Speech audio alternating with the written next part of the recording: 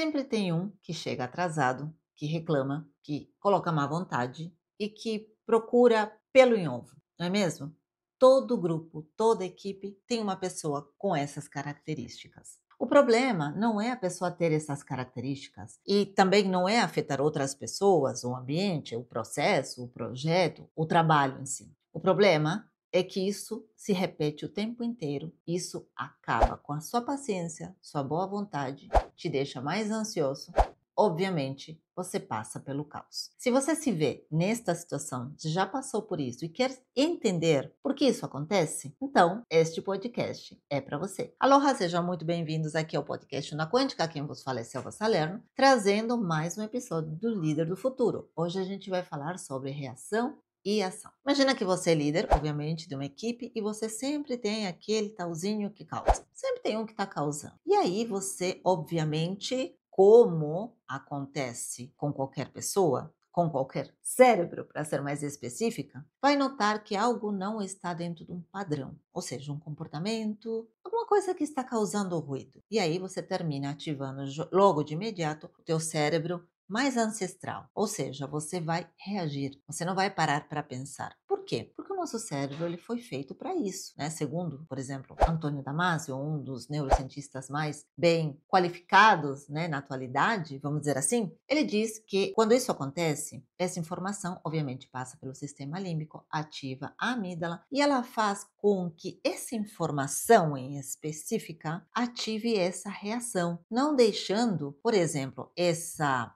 informação passar para o córtex pré-frontal dorsolateral, que se encarrega de avaliar tudo isso, inclusive a regulação emocional para saber lidar com esses problemas. E aí, o que acontece com você? Você termina reagindo, você termina dando aquela bronca, você termina levantando a sua voz, ou seja, realmente fazendo aquilo que não deveria. Por que disso? Porque um líder do futuro, ele tende a entender que a repetição de alguma coisa significa que há um padrão. Obviamente, o padrão ele só acontece quando se repete, quando há uma reincidência de algum comportamento ou de alguma situação. Então, quando isso vem para você, o certo seria parar, ponderar, observar e entender o que está por trás disso. Aí você vai me dizer assim, Selva, mas eu não sou terapeuta, eu não sou psicólogo, eu não tenho que fazer isso. Sim, você deve fazer isso. Independente da área com a qual você trabalha, se você lida com as pessoas, você tem que entender que muitas vezes a reação de alguém de uma equipe não é de imediato, ou porque realmente a pessoa quer ser assim. Não, muitas vezes essa reação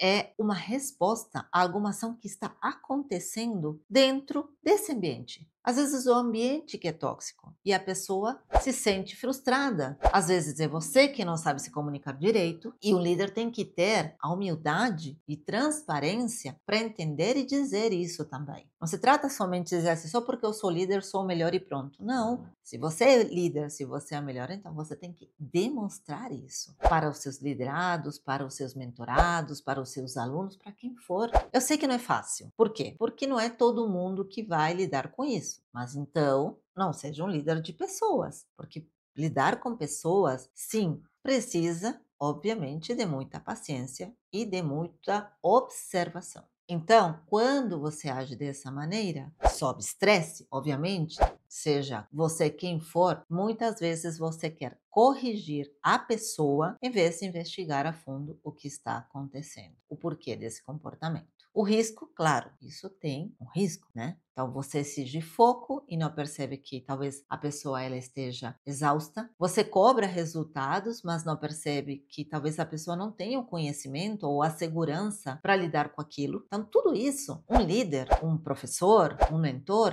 ele tem que perceber, porque as pessoas com as quais lidamos nem sempre elas vão trazer, e a gente vai ver isso num outro episódio, a verdade 100%, que elas precisam se adequar e muitas vezes a gente tenta se adequar de uma maneira errada. Além disso, o nosso cérebro comete o que o Daniel Kahneman chama de viés de atribuição. O que é isso? É quando nós tendemos a interpretar o erro do outro como uma falha moral e o nosso erro como um efeito do contexto. Ou seja, fulano chega atrasado porque é desleixado, porque não se importa com a equipe, porque é mau caráter. Eu chego atrasada, quando chego atrasada, porque eu tenho problemas pessoais, porque eu estou exausta, porque eu trabalhei a mais. Ou seja, a causa é a mesma, mas a consequência você pensa que é diferente. Então, para você é tudo lindo, para o outro não é. Nós também temos essa tendência a pensar desta forma. Mudar tudo isso, existe um estado fisiológico. Tá? Não é apenas você ler um livro, como eu sempre falo, não é apenas você tentar interpretar alguma coisa logo rápido. Não, isso vai exigir de você escuta, vai exigir de você reflexão, vai exigir de você empatia. E é nesse momento que você está em estado de segurança para entender como lidar com essa situação. E aqui é o ponto-chave. Quando você está em um estado introspectivo, ou seja, quando você chega na DMN, que eu falo muito, obviamente, na jornada sensorium, se você quiser, estiver interessado em entender como essa regulação ou regulagem, né, funciona dentro dos comportamentos e dentro dos pensamentos e ações, eu vou deixar o link aqui embaixo, caso você tenha interesse para vir fazer parte desta jornada, ou seja, uma jornada de mudança completa. Então, aqui vem o ponto-chave. Quando você está nessa DMN, você ativa circuitos que agem na introspecção. Ou seja, você se permite enxergar o padrão, o que tem por trás desse sintoma. Mas ele só se ativa quando você desacelera, quando você calma o barulho, o ruído. Senão, de outra forma, nada feito. Você tem mais que observar e calar esse crítico interno, esse cara que julga antes de entender o que está acontecendo.